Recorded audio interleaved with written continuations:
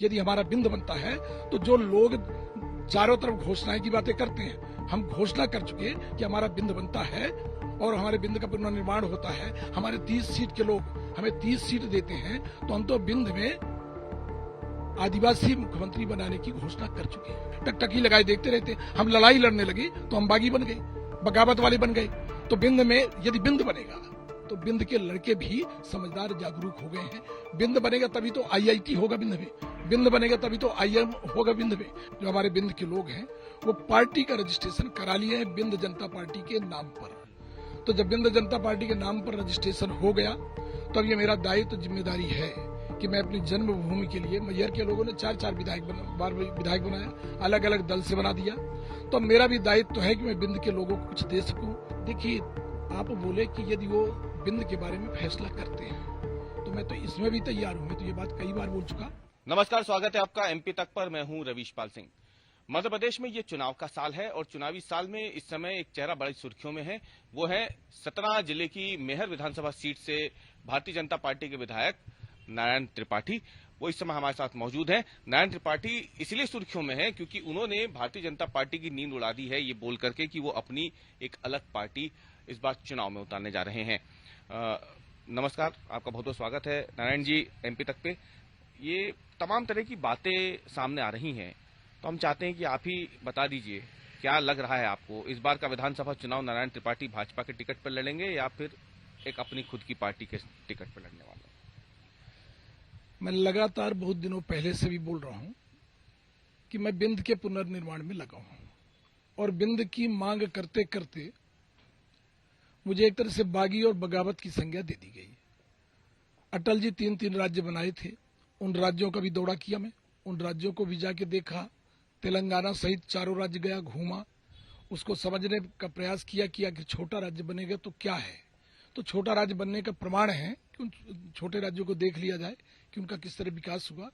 तो मैं 2004 से इस अभियान में लगा हूं और इस अभियान को लगते लगते जब माननीय मुलायम सिंह जी मुझे समाजवादी पार्टी के विधायक रहते हुए बोले थे कि इस अभियान को बंद कर दो, हम महासंघ की बात करते हैं, बड़े राज्यों के पक्षधर हैं, छोटे राज्य भारतीय जनता पार्टी के एजेंडे में है। जब एक दुर्घटना से मैं भारतीय जनता पार्टी की मोदी जी के प्रधानमंत्री के दौरान विधायक रहते हुए मैं भारतीय जनता पार्टी सांसद चुनाव में मदद किया, तो मुझे लगा कि भारतीय जनता पार्टी में आने से हमारा सपना पूरा होगा और बिंद का पुनर्निर्माण होगा। और बिंद हमारा था 48 में, 56 में विलय हुआ। तो ये डिमांड कोई बागी और बगावत की नहीं है। तो मैं तो तय कर चुका कि मुझे बिंद प्रदेश का पुनर्निर्माण कराना है, लोगों को जागरूक करना है, जागृत करना है। मैं एक बार दौड़ा पूरा बिंद की 30 सीटों पर कर चुका, दूसरी बार आधी दौड़ा तक गया, नगरीय निकाय चुनाव आ गए तो वहीं से रोक देना पड़ा हनुमाना से। अब तीसरी बार अब हम जो हमारे बिंद के लोग हैं वो पार्टी का रजिस्ट्रेशन करा लिए हैं बिंद जनता पार्टी के नाम पर। तो जब बिंद जनता पार्टी के नाम पर रजिस्ट्रेशन हो गया तो अब ये मेरा दायित्व जिम्मेदारी है कि मैं अपनी जन्मभूमि के लिए, मैहर के लोगों ने 4 विधायक बनाया, अलग अलग दल से बना दिया। तो मेरा भी दायित्व है कि मैं बिंद के लोगों को कुछ दे सकूं। बिंद के जो हमारे बाल बच्चे हैं उनको एजुकेशन सिस्टम, हेल्थ सिस्टम तमाम दे सके, इसके लिए बिंद के पुनर्निर्माण में मैं बिंद जनता पार्टी जो बिंद का गठन है तो हर हाल में मुझे उस दिशा में सोचना पड़ेगा यदि हमारी भारतीय जनता पार्टी कोई फैसला नहीं करती तब। अच्छा, एक सवाल ये है बार बार कि बिंद में फिलहाल अगर देखा जाए तो पिछले चुनाव में भाजपा को सबसे ज्यादा सीटें मिली। इस बार आपको क्या लग रहा है, तब से लेके अब तक लगातार आप बात कर रहे हैं कि बिंद की उपेक्षा बहुत हुई है, तो ये उपेक्षा तो काफी लंबे समय से आप बता रहे हैं कि की जा रही थी, तब फिर उस वक्त आप भाजपा में क्यों जुड़े? अब उस वक्त अगर आपको लगता है कि बिंद इतना उपेक्षित था, अभी भी उपेक्षित ही है। मैं भाजपा में इसीलिए जुड़ा था कि अटल बिहारी वाजपेयी जी 3 राज्य बनाए, तो भारतीय जनता पार्टी के जब एजेंडे में था तो मुझे लगा कि मैं भारतीय जनता पार्टी में जाऊंगा, मोदी जी को प्रधानमंत्री बनाने में अपने विधायक पद की बलि देकर थोड़ी भी यदि भूमिका मेरी निर्वहन हो पाई तो हर हाल में हमारे बिंद का पुनर्निर्माण होगा। इसीलिए मैं भारतीय जनता पार्टी में मन बना लिया कि चलो इसमें जाऊंगा तो हमारे बिंद का पुनर्निर्माण होगा। अभी क्या उपेक्षा आपको दिख रही है बिंद की? कौन कौन सी ऐसी कमियां हैं जो आप देखते हैं कि मध्य प्रदेश के बाकी ग्वालियर चंबल संभाग की बात करें, मध्य संभाग की, भोपाल संभाग की बात करें, उज्जैन इंदौर संभाग की बात करें, तो बिंद उपेक्षित कहाँ दिखता है आपको? पहले तो मैं मध्य प्रदेश को ही बोलूंगा कि उपेक्षित है। भाषण, स्लोगन और चुनावी ईयर में घोषणाएं करने से कुछ नहीं होता। जिस आदिवासी की बात करते हैं, मैं उस आदिवासी के लिए मैं भी बड़े मंच में भी ये बात कर चुका हूं, एक देश एक कानून। इस विषय में कोई कभी गंभीरता से सोचा कि हमारे जो आदिवासी भाई हैं, वनवासी भाई हैं, उनका क्या हाल होगा? कितने तरह की हिंदुस्तान में आदिवासी की अलग अलग वैरायटी प्रजाति में है। अब उनके अपने अपने अलग अलग रीति रिवाज, रस्म परंपराएं हैं। तो एक देश और एक कानून पर सबसे ज्यादा नुकसान होगा तो हमारे आदिवासी भाइयों को होगा। अब जहां तक मध्य प्रदेश की बात है, मैं फिर दावे के साथ बोलता हूं कि 18 साल से 20 साल से बीजेपी की सरकार, 18 साल से शिवराज जी की सरकार, टूरिज्म का हाल बुरा हो गया। हमारा खजुराहो जो अंतर्राष्ट्रीय स्तर पे लोग देखना चाहते हैं, जानना चाहते हैं, पहुंचना चाहते हैं, प्लेन बंद हो गया, आना जाना बंद हो गया, टूरिज्म को नष्ट कर दिया गया, टूरिज्म को खत्म कर दिया गया।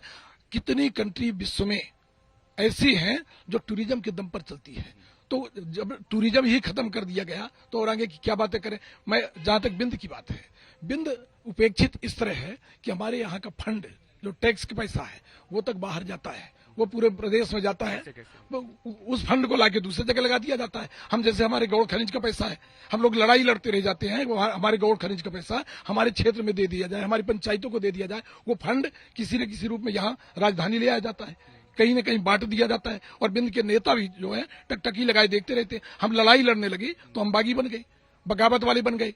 तो बिंद में यदि बिंद बनेगा तो बिंद के लड़के भी समझदार जागरूक हो गए हैं। बिंद बनेगा तभी तो आईआईटी होगा बिंद में, बिंद बनेगा तभी तो आईएम होगा बिंद में, बिंद बनेगा तभी तो एम्स होगा बिंद में, बिंद बनेगा तभी जो बिंद के बेरोजगार भटकते भागते पूरे देश में रोजी रोटी के लिए, वो बिंद में 1 लाख बच्चों को सरकारी नौकरी मिलेगी। बिंद बनेगा तो जो खनिज संपदा का अकूत भंडार हमारे बिंद में है उसका प्रोडक्शन वहीं चालू होगा और एक भी आदमी बेरोजगार नहीं होगा। इसको मैं दावे के साथ बहस कर सकता हूं खुलेआम। तो बिंद इसलिए बनना जरूरी है कि हमारे यहाँ दवाई कराना है तो नागपुर की मंडी जाना है, हमारे यहाँ बच्चों को पढ़ाना है तो इंदौर जाना है, भोपाल जाना है, ग्वालियर जाना है। हमारे यहाँ पढ़ाई की व्यवस्था नहीं, दवाई की व्यवस्था नहीं, बच्चों को खेलने कूदने की व्यवस्था नहीं। जो मोदी जी स्लोगन देते हैं, मोदी जी बोलते हैं खेलोगे कूदोगे बनोगे नवाब, जब खेलने कूदे की जगह नहीं तो नवाब कहां से बनेंगे। तो इन्हीं विषयों को लेके आज भी इतना बुरा हाल है कि सीधी से सिंगरौली जाना है, उस सड़क का कम से कम 150 बार नेताओं ने भूमि पूजन किया होगा, आज तक वो सड़क बनकर तैयार नहीं हुई। रीवा में सिर्फ फ्लाई ओवर बन जाना यदि विकास मॉडल हो तो बड़ा दुर्भाग्य है। कुल कितनी सीटें विंध्य में आती हैं जो आपको लगता है कि अगर अलग विंध्य प्रदेश बनता है तो वाकई में एक तरीके देखा जाए तो बहुत फायदेमंद साबित होगा? देखिए, बिंद के पुनर्निर्माण की बात करता हूं मैं, सीमा के दायरे में नहीं बांधना चाहता, पर हमारा बुंदेलखंड चाहे पन्ना हो चाहे छतरपुर हो, पन्ना का वही हाल है जो हमारे बिंद का हाल है, बुंदेलखंड का वही हाल है जो बिंद का हाल है। दोनों जगह दोनों एरिया उपेक्षित है। यदि डायमंड पन्ना में है तो उसकी चमक सूरत में है।